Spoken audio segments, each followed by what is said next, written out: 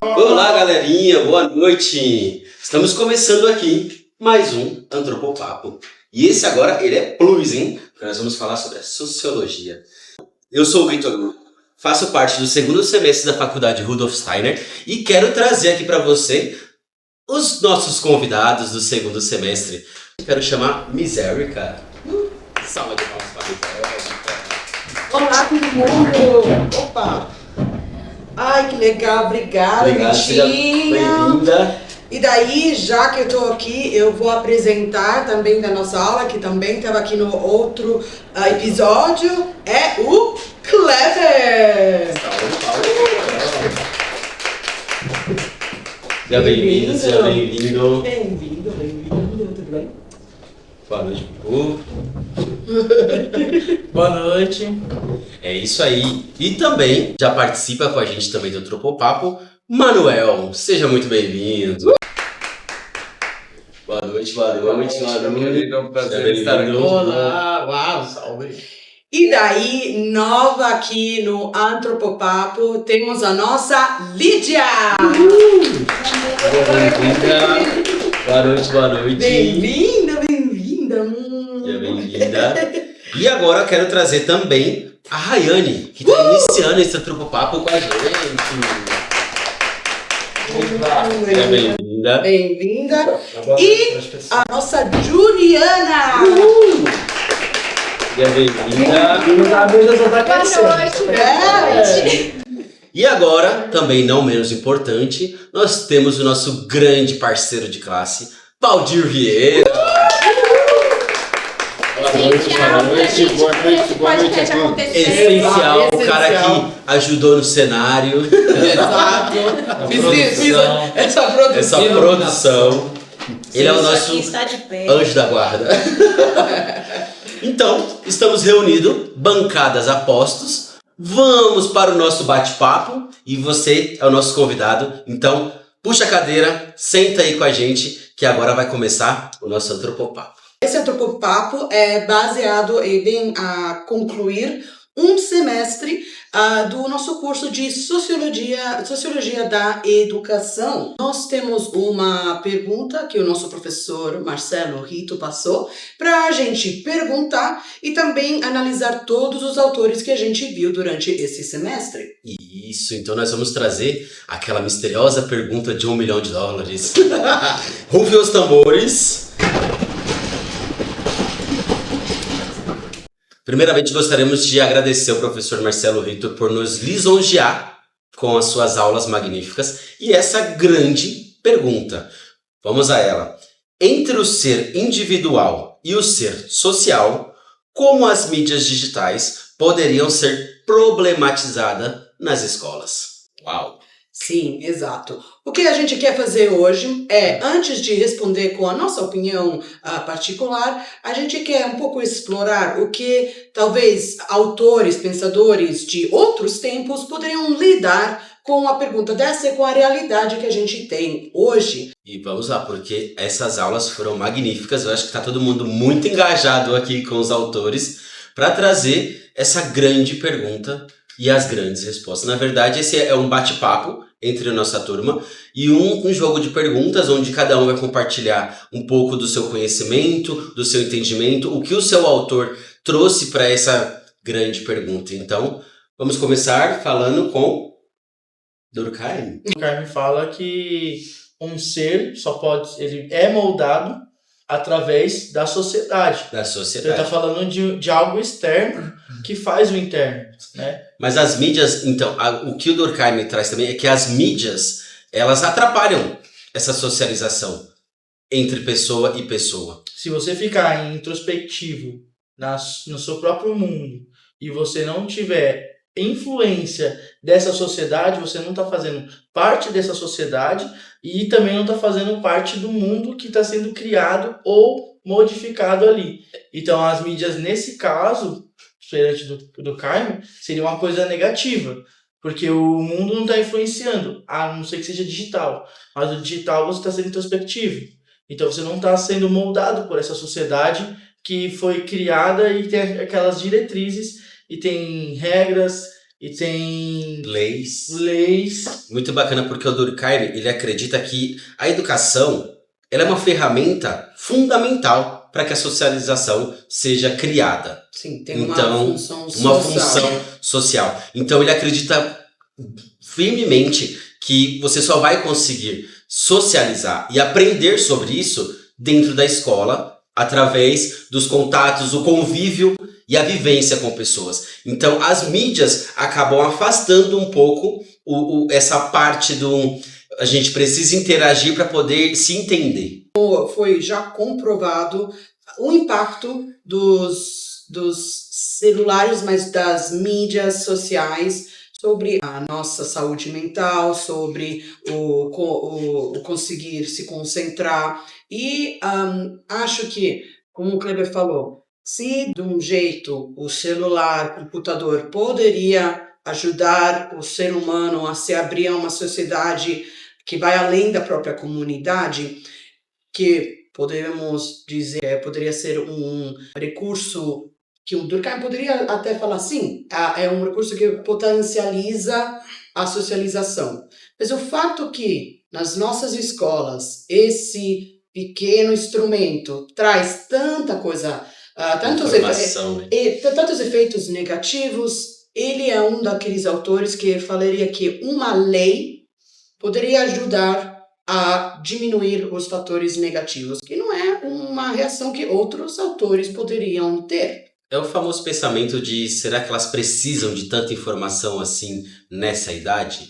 A gente explorou outros autores, além Sim. do Durkheim, a gente explorou Eu tô ansioso para saber o que o Gramsci vai falar sobre isso. E primeiro, antes do Gramsci, para dar um pouco de contexto, a gente pode falar do nosso Karl Marx. Eu acredito que, na visão de Marx, ele certamente problematizaria a luta de classes em cima dessa questão. Então, as mídias digitais nas escolas, elas estão sendo utilizadas de que maneira, né?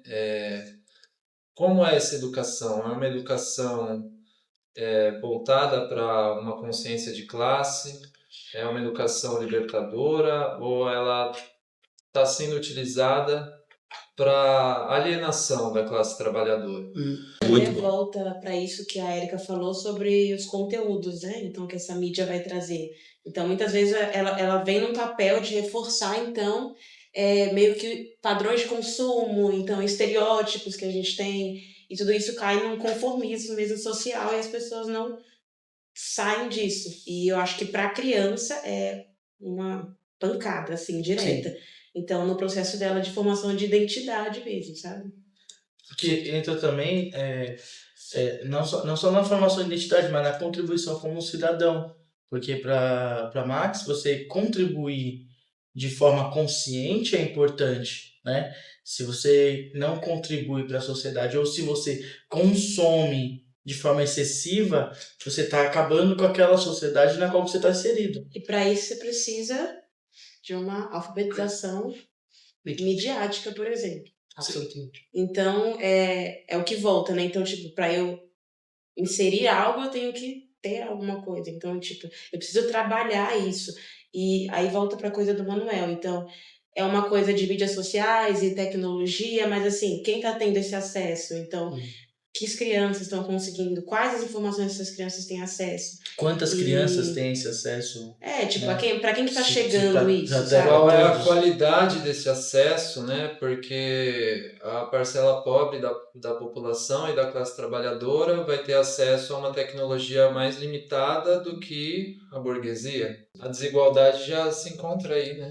E é muito curioso lembrar que os principais nomes da tecnologia, né, das mídias sociais no mundo, desde um Steve Jobs, proibiam seus filhos de utilizar as redes sociais.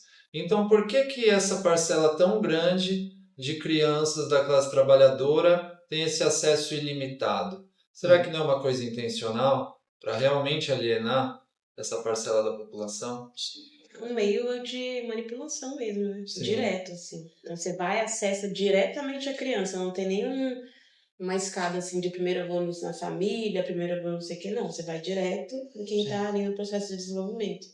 Sim, e a gente já viu em estudos psicológico, psiquiátrico, que o acesso a um recurso que traz tanto engajamento, que começa essa despertar dopamina e todas essas emoções fortes, vira viciante. E como a gente não dá acesso às crianças a outras substâncias viciantes, é importante pensar que o celular pode ser.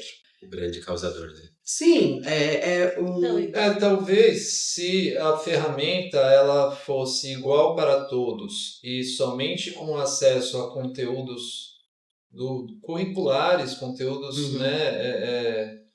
didáticos, talvez não haveria problema, mas o celular que nós temos hoje, ele é ilimitado. É um né? acesso a tudo. Recebe tipos de acesso a informações. tudo, informações do outro lado do mundo, a outras culturas, enfim. Mas também depende da idade, né? A gente tem que levar em consideração a idade, porque tudo bem, cabe nesse pensamento de que se fosse um acesso controlado, né, a determinadas coisas. Mas quantos anos tem esse indivíduo que está acessando isso? Porque se a gente pensar nas crianças de educação infantil, né, não cabe o acesso a um celular, mesmo com conteúdo limitado, mesmo com... Sim. E é muito engraçado isso que a Jill trouxe, porque hoje em dia virou como é que fala? Capitalismo, na verdade, o mundo midiático.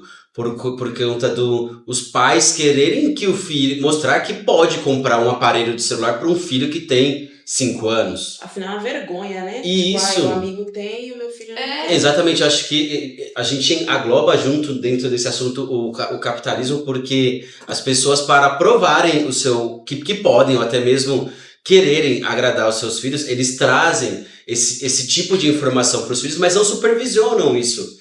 Deixam somente, vamos supor assim, a ferramenta na mão da criança, mas não dá direcionamento para ela. Não, e essa coisa da informação é um bagulho bizarro, né? Porque isso que você tá falando da idade me lembrou o quê? Prático, né? Então, assim, meu contexto é o contexto periférico.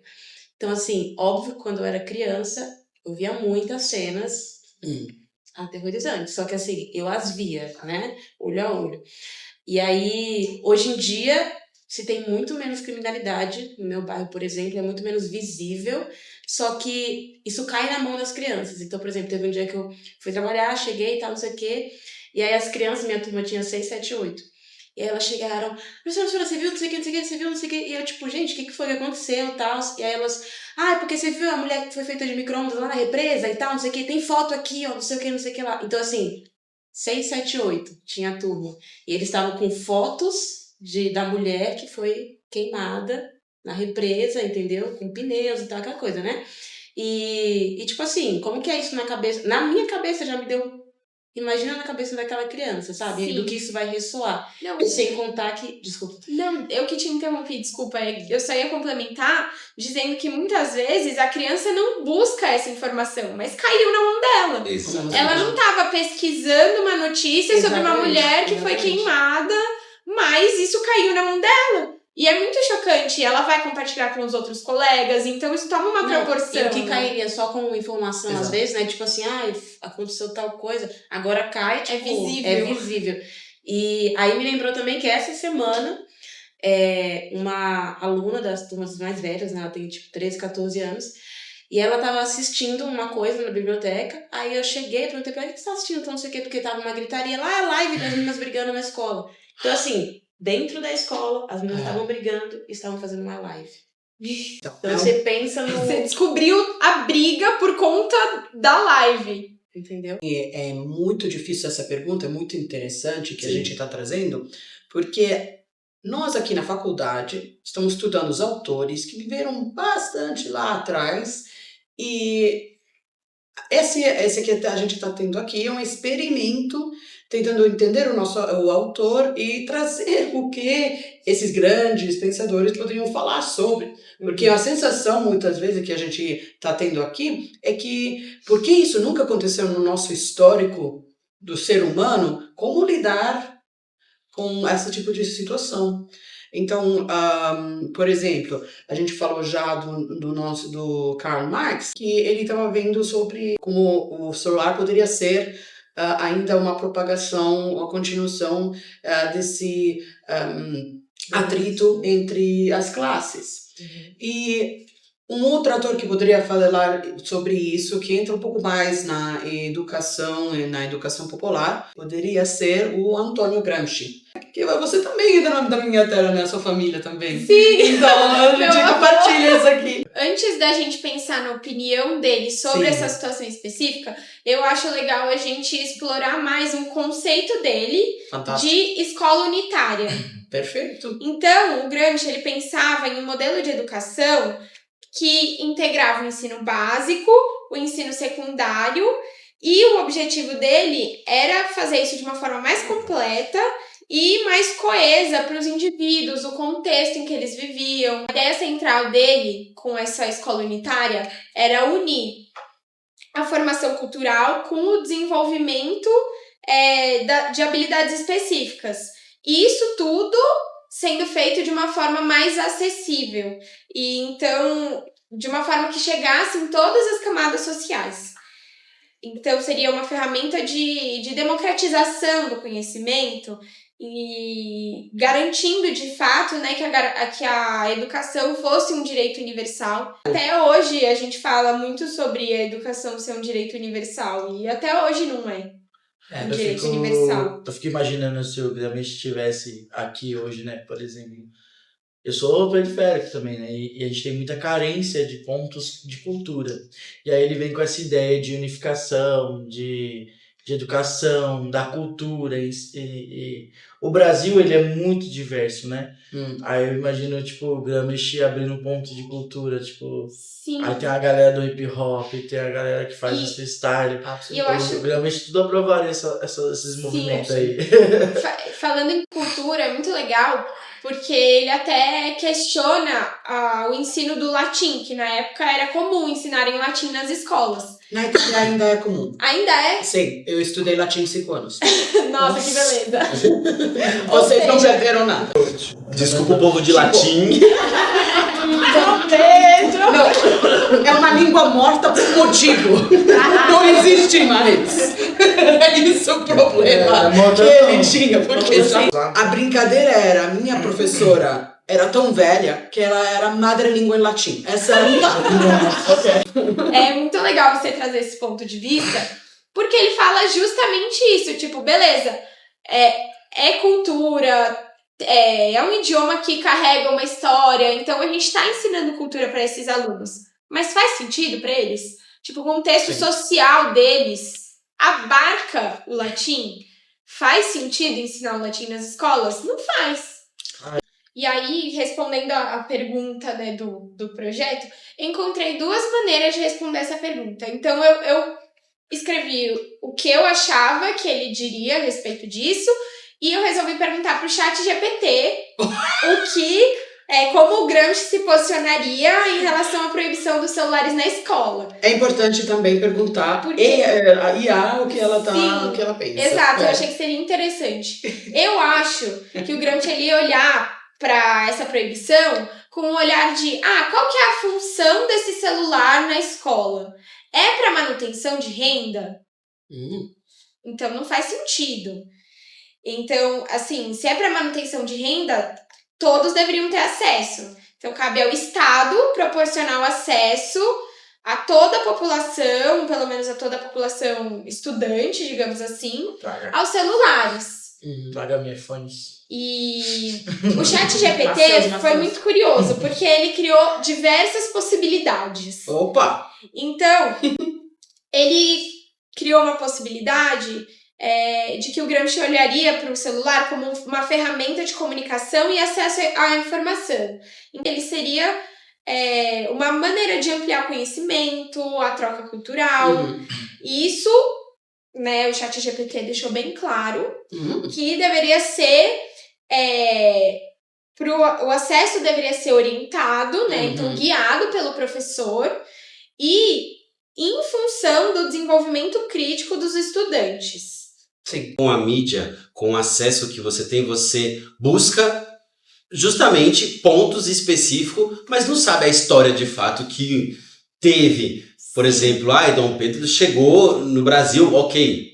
Chegou como? Sim. O que ele passou para chegar? Como é que foi? Por quê? O porquê que ele foi. Então, existe o contexto. E eu acho que somente socializando com a educação, com os educadores no colégio, consegue-se ter esse diálogo e essa troca de informação que é saudável para que absorva também, né? Sim. Porque aquele coisa que você pesquisou ali agora, você pesquisou, apresentou e você não vai ter mais acesso à informação àquilo. Só que uma história contada onde todos participam e estão atentos a isso, acaba gerando um pouco mais de conhecimento próprio. Acho que pode ser usado como Isso isso. que a Rai estava trazendo sobre ter uma alfabetização midiática e desenvolvimento de um pensamento crítico. Sim. E de não deixar tudo em uma informação de 2 frases e parar ao que a gente chama hoje de um clickbait, né? Que você vê, ok, eu já aprendi tudo. Não, tem muito mais. Sim.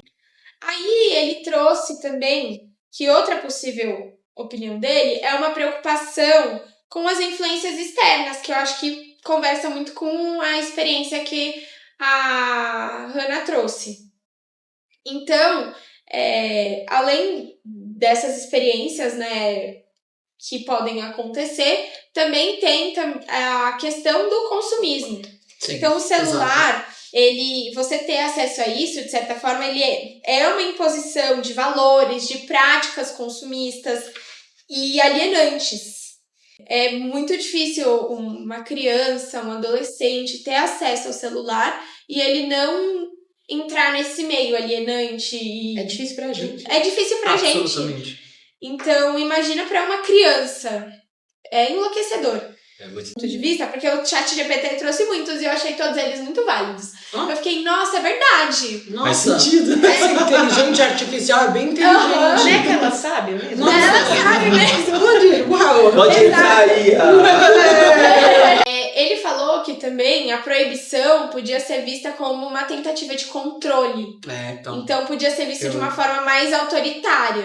Pode impedir que os alunos tenham acesso a formas alternativas de resistência. Exato.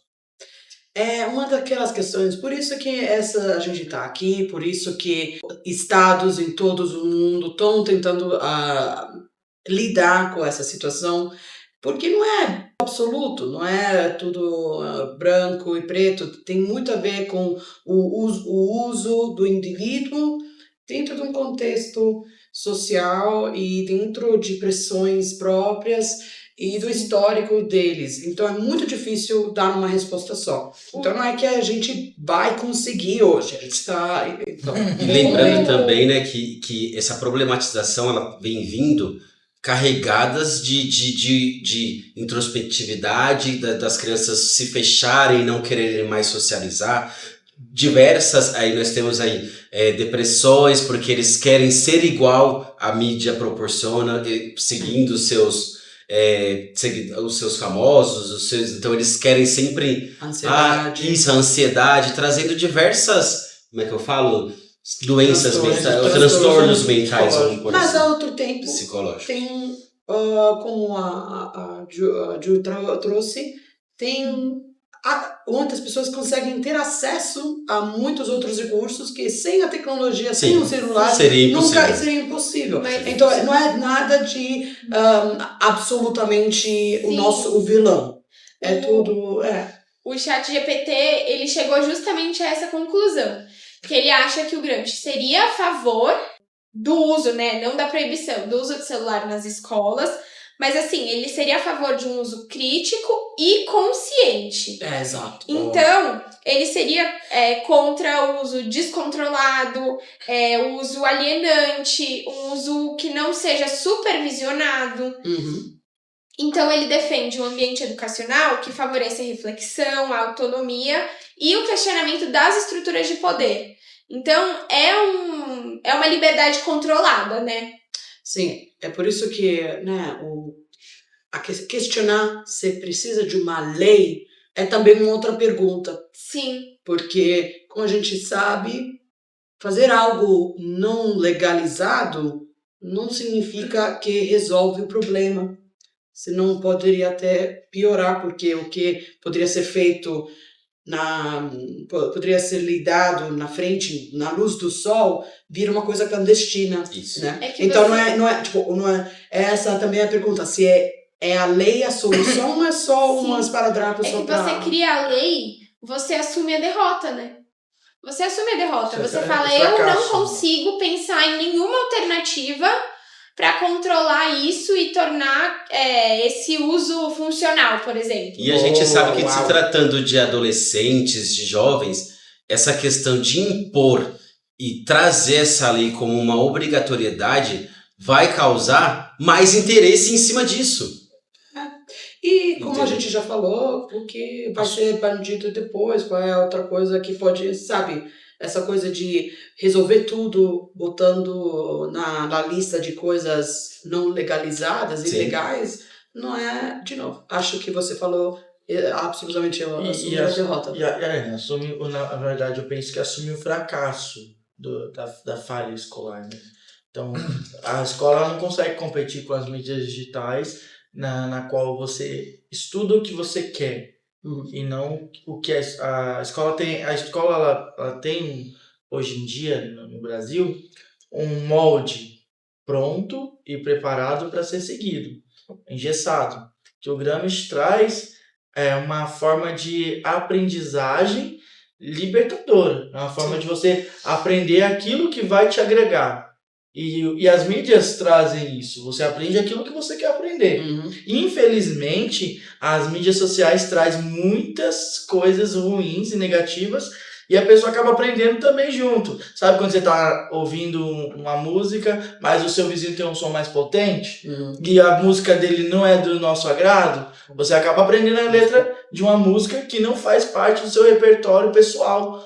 Então, você estando na escola com mídias sociais, celulares, tablets e etc., você está aprendendo, sim, um conteúdo que a escola está te ditando, mas também você vai aprender aquilo que você quiser encaixar na sua mente.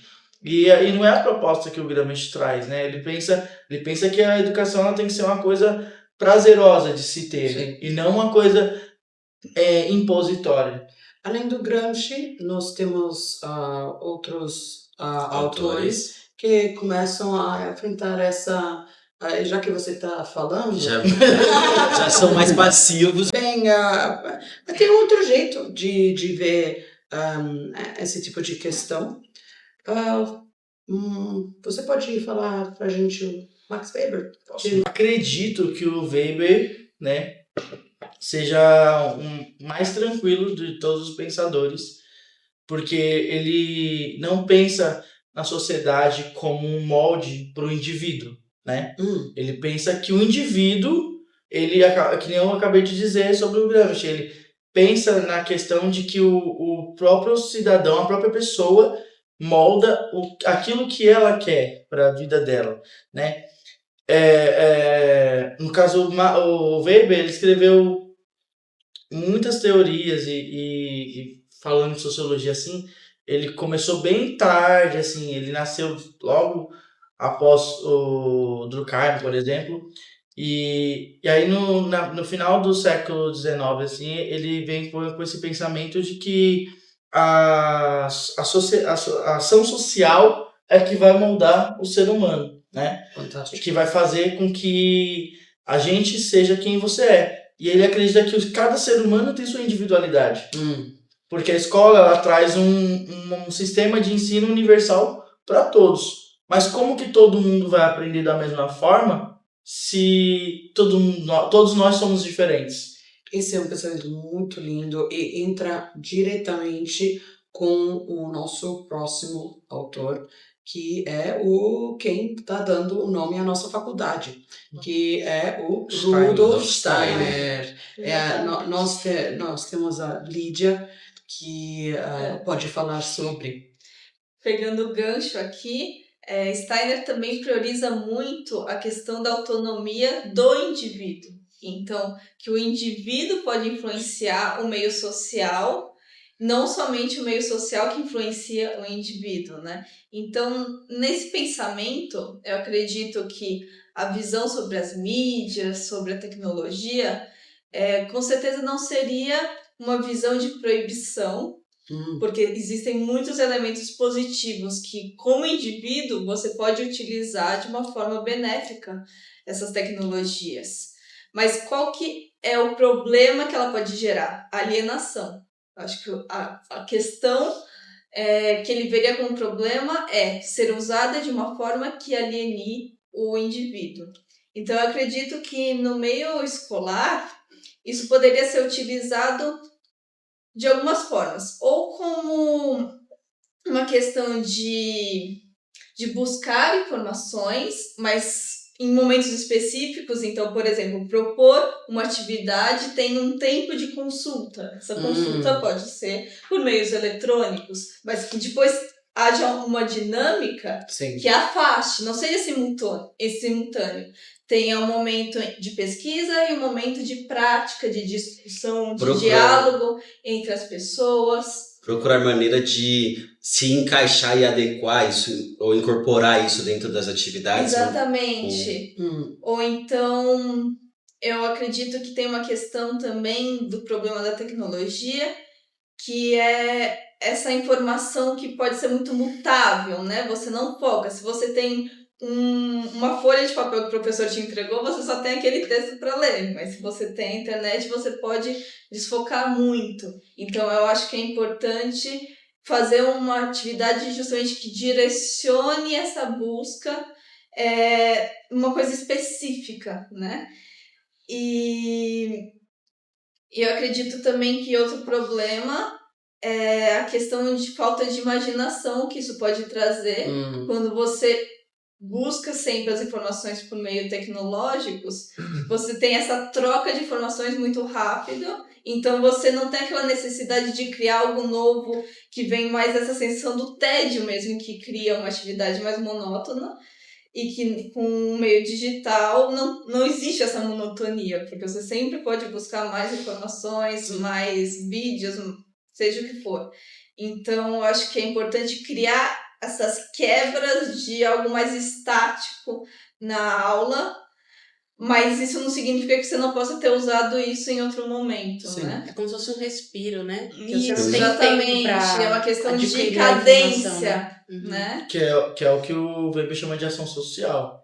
Né? Que aí ele fala que a ação social ela tem 3 nichos, né? Uma delas é os valores, que é quando você faz algo por algum valor, eu estou usando o celular na aula porque é importante para minha família, porque é importante por algum aspecto de valor meu, pessoal. Eu sou cega e preciso exatamente. Preciso do celular, do áudio, por exemplo.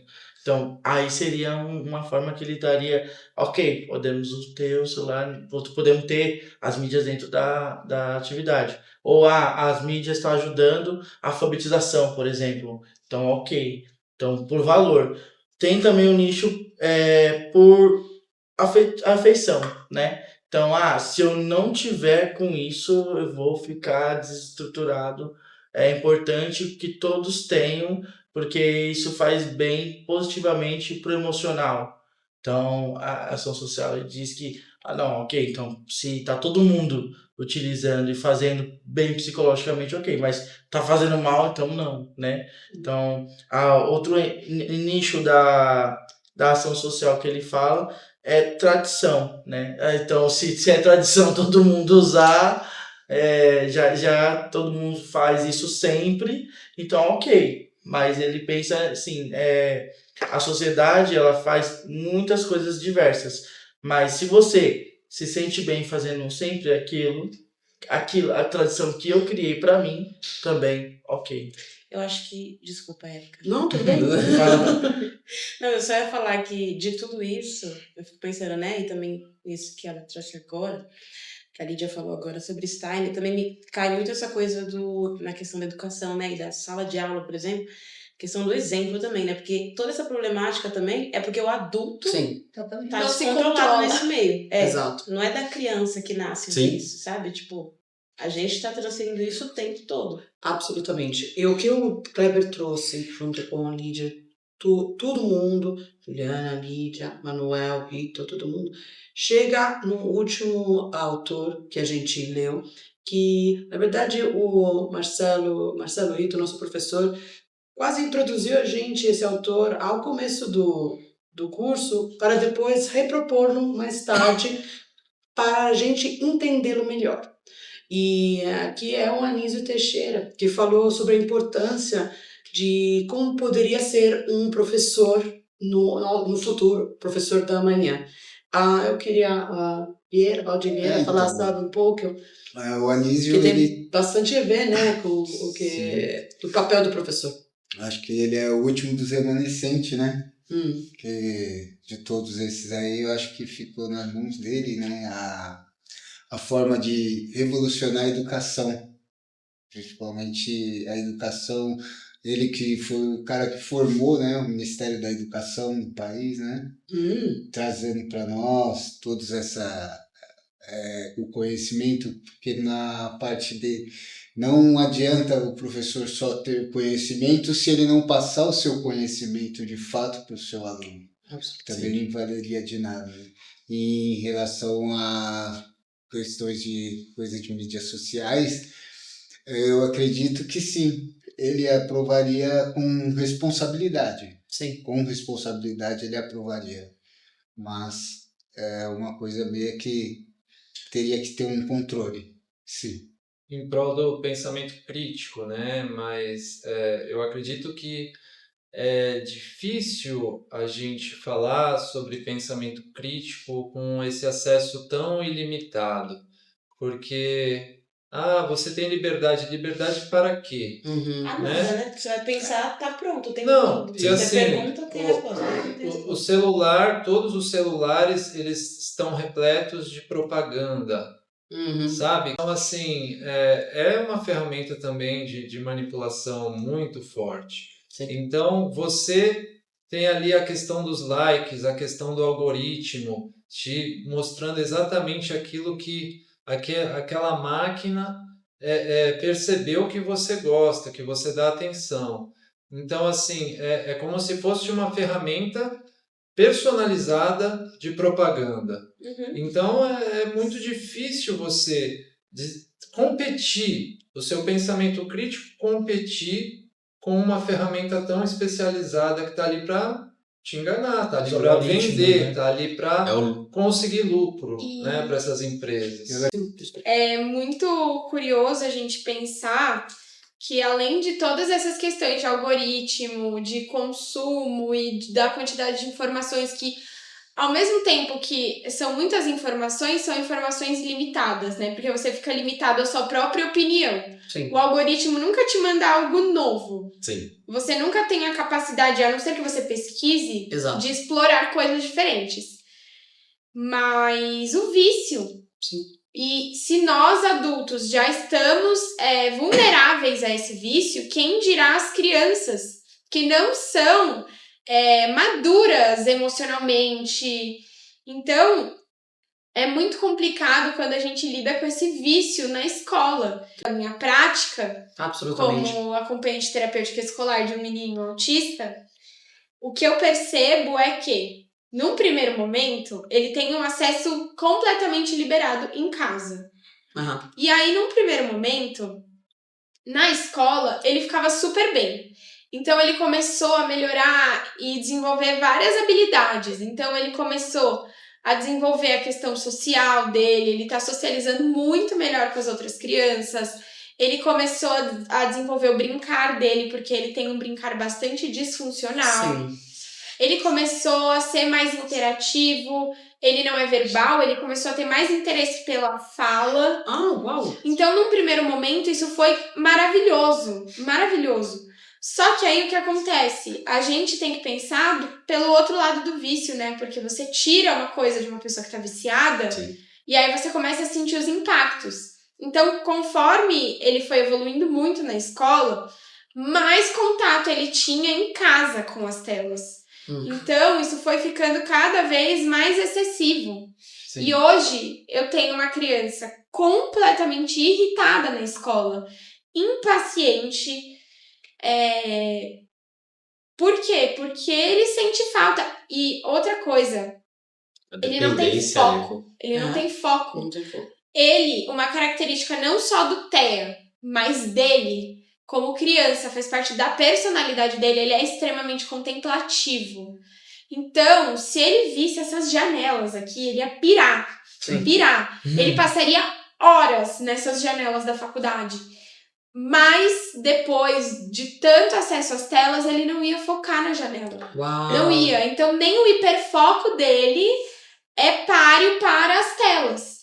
Então, ele não foca em absolutamente nada. Então, a gente tá tendo muita dificuldade com isso. Porque se antes ele era uma criança que, quando ele brincava, mesmo que fosse um brincar disfuncional, ele ia explorar todas as qualidades de um mesmo brinquedo. Sim. Hoje, a gente tem uma criança que tem muita dificuldade de focar. E ele fica Que extremamente irritado com a ausência das telas e em ter que lidar com o ócio. Ele não sabe lidar com o É ócio. isso.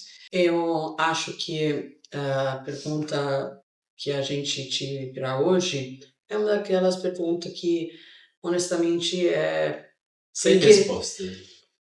tem tanta resposta. É Sim. isso. Sim. Tem tanta resposta que quase parece que não tem, mas Faz um debate muito. acho que a gente chegou na conclusão. Vocês podem comentar se vocês estão contrariados, que a problematização do celular depende da idade de quem usa, do contexto social, e do contexto de recursos em volta, Processo, né? cultural, Docente e tá aplicando. e também da relação entre família e escola. E o que você estava trazendo com o Thea, né? Você pode, como professor, você pode tentar trazer algumas regras, algumas dinâmicas, mas depois tudo se desfaz na família. Então, o fato que não é tudo nas costas dos professores. Essa culpa não é só da escola, na verdade, É porque é uma continuação. E, ao mesmo tempo, essa pergunta depende também da formação do professor em si, do fato que um professor, se ele tem os recursos na formação dele de trazer dinâmicas, onde o uso do celular é usado de jeito monitorado, calculado com um pensamento crítico, que nem o Steiner estava falando. Inclusive, Qual o valor uma disso? questão, acho que desse pensamento crítico poderia ser feito também de uma maneira artística. Exato. Que isso talvez seja mais fácil de criar uma atenção fora da tecnologia, mas talvez a partir dela tenha um estímulo, uma ideia que veio daquilo, e você muda o foco para alguma arte mais prática, em grupo, e pede uma crítica a partir disso, né? Sim. Tem um desenvolvimento mais terapêutico, inclusive. Eu acho que o mestre da manhã tem que, infelizmente, ter um pouco a modernidade dos tempos, estudar sobre vícios da tecnologia, como lidar com um aluno que está tendo, que nem um vício com açúcar, um vício com qualquer coisa, como lidar. E trazer Ou isso para também, essa informação para os alunos. Formação, Né? mas também ter uma situação onde os pais tenham interesse para os próprios filhos de lidar com essa situação, que infelizmente pode fazer uma pesquisa no celular e talvez achar uma informação. É o famoso, também. você não pode ir com ele, junte-se a ele. Como que você lida? Porque o Weber, né, traz essa questão de entender as particularidades, vai? Exato. Então, se há uma necessidade daquela pessoa, daquele indivíduo ter o celular, ok, para que ele precisa? É uma pessoa cega, precisa escutar? Sim. E aí, quando a gente fala de pessoas não verbais, a gente tem uma maneira de comunicação alternativa que é digital. Exato. Então, a pessoa clica nas figuras e aquilo vai emitindo sons. Então, aquela pessoa se comunica dessa maneira. Mas, ao mesmo tempo, aquilo é um aplicativo em um tablet. A pessoa se comunica dessa maneira. Você não pode tirar a forma dela de se comunicar. Sim. Mas muitas dessas crianças autistas, por exemplo, que se comunicam dessa maneira, elas são viciadas em telas. Então, facilmente ela sai daquela tela de comunicação, daquele aplicativo de comunicação, e ela vai para outras coisas, isso dentro do ambiente escolar. E como que a gente lida? E como entra numa questão também de quando você olha essa questão de alfabetização em si, né? Hoje as coisas leem pra mim. Então, assim, pra que eu vou aprender a ler? Eu falo Você que tem é pular as etapas. audiolivro. Pular as etapas e o Você tem processo, sabe? que é o que o Durkheim traz isso, na verdade, né? A socialização, ela precisa ser feita de modo que eu adquira o conhecimento de fato, que eu socialize com as pessoas e aprenda com aquilo. Se eu tenho quem está fazendo o que eu deveria estar fazendo, eu vou pegar o básico ou o necessário, mas não vou saber o caminho, como eu cheguei naquele resultado. E isso perde um pouco da socialização. Os professores hoje dentro de sala de aula, eles estão tendo que se revirar para poder tentar fazer uma aula atrativa para que tire a atenção dos alunos da mídia social e traga atenção para eles novamente. É muito fácil ter um discurso de você não quer que as pessoas usem celular na sua aula, então torna a sua aula mais atrativa. Jogar essa culpa para cima dos professores é uma tremenda... É lastimável. Na verdade, porque, você é terceirizar a sua responsabilidade. É ótimo, mas a sua parte você faz. O seu filho sai da escola, a primeira coisa que você faz quando ele entra no carro é entregar o celular para ele, porque é a chupeta de hoje em dia. E como competir, né? Porque você vê um bebê de meses, assim, que ele passa o dia inteiro vendo o funk do Patinho. Então, assim... Nossa senhora! Quando você via um bebê e você podia ficar 3 horas, você cansava de ficar na mesma brincadeira. E hoje em dia, não. Tipo, você tem que ser mais atrativo que um patinho de óculos escuros. Então, assim... Eu acho que trazendo como tudo... que compete com isso? Trazendo o que a gente escutou aqui, a gente entende que tem que ser... Não de um comum acordo entre a família que eu digo não é só pai e mãe, é o convívio familiar e o convívio docente. De uma forma aonde a gente vai conseguir limitar para que ele não tenha tanto interesse e tanta dependência de um aparelho. Mas eu acho Vamos que tornar-se atrativo todos no geral. Uma questão de troca também aí. Sim. Porque, como a gente falou do ChatGPT, por exemplo, não é a mesma coisa eu trocar uma pergunta com a Érica e ela trazer uma coisa assim, e eu ficar toda hora jogando uma pergunta pro ChatGPT, ele só trocar e reformular a mesma resposta. Que entra na vivência. Então, vivência. Que entra na vivência. Então, entra nessa coisa do tátil, do mano a mano, sabe? Então, do que precisa desse contato com as pessoas para você ampliar a coisa. Então, acho que é nesse papel que o educador tá, que o professor tá, de não ser como um ChatGPT, então não trazer tudo o tempo todo pronto e tudo o tempo todo quadrado e tal. Então, acho que é nesse lugar de empurrãozinhos mesmo, sabe? Para o aluno se ampliar, sabe? Tá tudo bem não saber, né? Sim. Bem, não Nem saber. tudo precisa Faz ser parte do respondido. processo, né? Como a gente viu, não conseguimos de verdade chegar Na assim. conclusão. De novo, porque não era assim. Porque não era nosso, mas a gente ouviu, cada nós trouxe um autor que a gente explorou durante o nosso curso de sociologia esse semestre. E, infelizmente, a gente tem que cortar o nosso antropopapo para esse episódio. Mas... Vamos chegando ao fim por aqui, na verdade. A não ser que tenha alguém que não vai dormir essa noite sem falar a última coisa. Não, eu quero fazer uma menção aqui, calma aí. Pra aquelas pessoas que gostaram, né, do nosso papo e falaram assim, não, eu preciso saber mais sobre isso, eu sugiro uma indicação de um livro, que é do Weber, né, é a Ética Protestante, é Espírito e Capitalismo, que fala muito sobre esse assunto, que é da questão do consumo, que fala também da questão social, a ação social que ele vem trazendo, né? Então, para poder continuar nessa conversa, eu acho que a gente poderia ver sobre esses livros e continuar esse... E se as pessoas que estão assistindo estão ainda mais curiosas, né?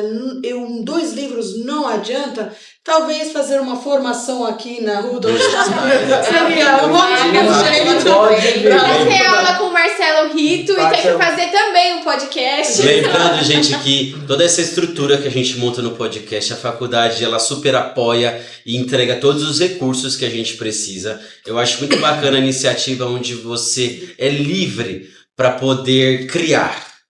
E eu acho que esse bate-papo que nós tivemos aqui foi muito bacana. Eu acho que a gente agregou muito. E nós temos aqui abrimos uma caixinha de pergunta na página da faculdade e eu vou trazer 2 perguntinhas rápidas que chegou pra gente. A gente queria colocar mais porque foram bastante perguntas que mandaram, mas eu filtrei 2 aqui pra gente falar rapidinho e eu queria que fosse uma pergunta respondida no coletivo, todo mundo falasse um pouquinho sobre isso, pode ser? Agora, como vocês se sentem estudando na Rudolf Steiner? Fácil. É por isso que vai demorar para responder. Fácil. Para mim, estudar na Rudolf Steiner foi abrir horizontes para possibilidades que eu nem sabia que a pedagogia poderia trazer. Sim. Eu acho que a gente descobriu jeitos de também, através dos nossos professores, a gente, sim, estuda conteúdo, mas a gente está aprendendo como ensinar aquele conteúdo, porque a gente aqui é uma faculdade de licenciatura de pedagogia, mas os nossos professores estão trazendo um método de ensino do método Waldorf.